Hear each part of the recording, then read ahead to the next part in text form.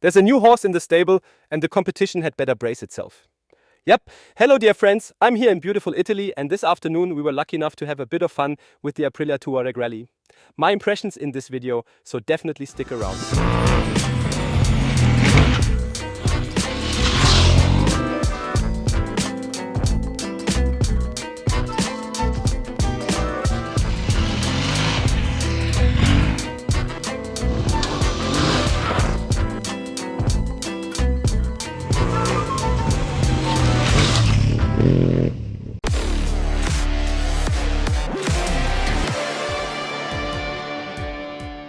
Right, my dear friends, I really have to get something off my chest. Why is nobody talking about the Aprilia Tuareg?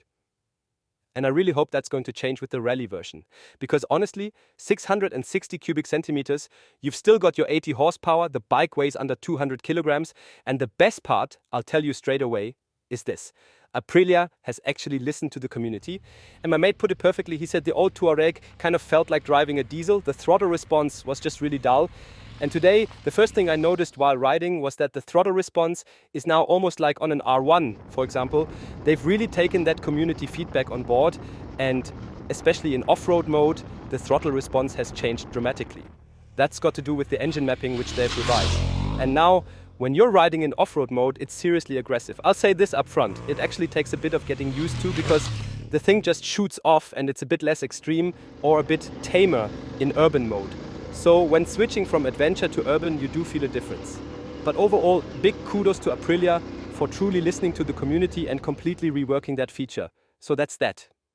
And now, on to another point. As I said, we've got a bike here with a massive amount of power. It's really light, which makes it perfect for off-road riding. And I can already hear all those voices saying, yeah, but if you want to go seriously off-road, just take an enduro. Sure, but personally as an adventure bike rider, I much prefer riding off-road with an adventure bike. Rally bikes, for example, just feel too cramped for me. I feel like I'm sitting on a wooden horse and that just doesn't work for me. I feel way more at ease on this. And this bike, already giving you a bit of a conclusion up front, is for me a perfect blend. Rally bike performance with adventure bike comfort. And when you look at the bike, you can already kind of tell that it really looks like a rally machine. And before I keep rambling on, let's just quickly cut to a bit where I do a walk around and explain what's actually different compared to the standard Aprilia Touareg. One thing that really stands out is the high front mudguard. And that's not just for the fantastic looks, it's simply more effective. But also, if you're riding through a lot of mud or muddy sections, you don't have the risk of the mud clogging up there. That's definitely a solid upgrade. If we move straight down here, you can see these beefy Pirelli STR tires and also different rims. These rims are lighter and a bit more robust. What's also specific to the Touareg Rally is that it only comes with a tube system, so the tires are no longer tubeless. They've got inner tubes now. Some people like that, some don't, but that's just how it is. Then moving along here, you'll spot the massive engine guard. It's 50% thicker and offers 80% more protection compared to the standard Touareg guard. As we come around the side, you'll see what's pretty much the heart of it, the SC Project exhaust. That's exclusive to the Touareg Rally. I mean, yes, you can get an SC Project for the standard Touareg too, but not in this cool retro look. And it doesn't just look cool, I'll do a sound check for it a bit later. It also shaves off a bit of weight and gives you a slight performance bump, but nothing that's really worth making a big deal about. Round the back, there's not all that much that's new. One small detail is the addition of a chain guide, which helps make sure the chain stays nicely in place even in tougher off-road use. And then you've got the side stand. It's a rally stand, a bit wider, but not a huge change. Moving up from there, you'll notice the new seat. That's the rally seat, and it's also 20 millimeters higher, and you can feel it when you get on. It's a tall seat, but I think it's great because it's fairly slim, so you can still get your feet down quite well. There's also a new handlebar, which just improves the ergonomics a bit, makes it better for riding while standing, and basically rounds off the rally setup. And of course, lastly, while you can't see much from the outside, the whole suspension system is different from the standard Touareg. What we've got here is a linear suspension. So compared to the regular Touareg, the suspension moves in a straight, consistent way. That means if you hit a small bump, it reacts the same as with a big rock. That's linear compression. And that's actually a great thing for off-road riding because it lets you tune your suspension way more precisely and purposefully. If you're spending a lot of time off-road, that's a major plus. On the road though, you might lose a bit of comfort just because you've got less of a compromise going on. So yeah, as you can see, quite a few things have been upgraded here. And like I said, the bike's starting to look a bit like a racehorse, sticking with the stable analogy, but at the same time, it's still very much ready for touring. Of course, we didn't test that out this time. We were riding off-road earlier, since that's where most of the changes really stand out.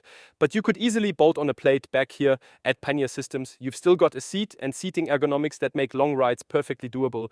You've got the tall windscreen, or you can even fit an even taller one. And with this bike, you've still got a quick shifter. You've got cruise control. So really, it's got all the systems you'd need to enjoy proper touring.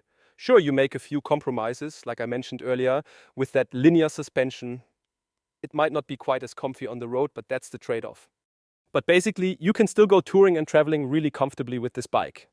And the next feature I want to talk about is, like I said, the seat height is 20 millimeters taller. But this seat is genuinely well done. Let me just hop on it for a second. And as you can already see, kick the stand away, I'm 1.80 meter tall and I can just about touch the ground, almost with flat feet. And with a seat height of 913 millimeters, that's actually kind of impressive. And it gives you a real sense of confidence in the bike. Which brings me to the next point. When you're off-road, it's super important to feel confident on the bike. And the Touareg Rally really nails it here. It runs beautifully, even in off-road conditions. The smoothness is remarkable. When you steer and fix your gaze on a point, it goes exactly where you want it to. And sure, the pros will say every bike goes where you point it. But comparing it to all the other adventure bikes I've ridden, and I've ridden quite a few, I feel like this one has a real precision. It goes exactly where you lead it. And that gives you a huge amount of confidence. It also gives you great feedback. And worst case scenario, once you've got the throttle under control and it's not throwing you off, it'll pretty much get you out of any mess you've gotten yourself into, which I find seriously impressive. Another feature I want to briefly mention, and I know it hasn't really been changed much, is the display on the Aprilia Touareg. I still find it a bit outdated. It's not exactly pretty, kind of cluttered, but what you really have to say is it's user-friendly. It's clear, you've got this button for the ride modes, and if you click it, you can cycle through them easily. And the cruise control switch, it's more like a joystick actually. It moves up and down. With it, you can adjust the traction control quickly. Just hold it down for 2 seconds and traction control is fully off. And the nice thing with this bike is the rear ABS and traction control both stay off, even after you've turned the ignition off and back on again. Unlike other bikes, take the Africa Twin for example, where you have to wait, no exaggeration, 30 seconds after dropping the bike or whatever before you can turn off the rider aids again. But with this, it's spot on. It's simple, it's clean, just how you want it. The next point I want to touch on is the sound. And again, 5 stars from me. I was surprised we're riding a Euro 5 Plus model here. And sure, it's got the SC Project exhaust, which is an upgrade, but it comes standard on the Rally. And it sounds absolutely wicked for a Euro 5 Plus bike. It sounds exactly how a machine like this should.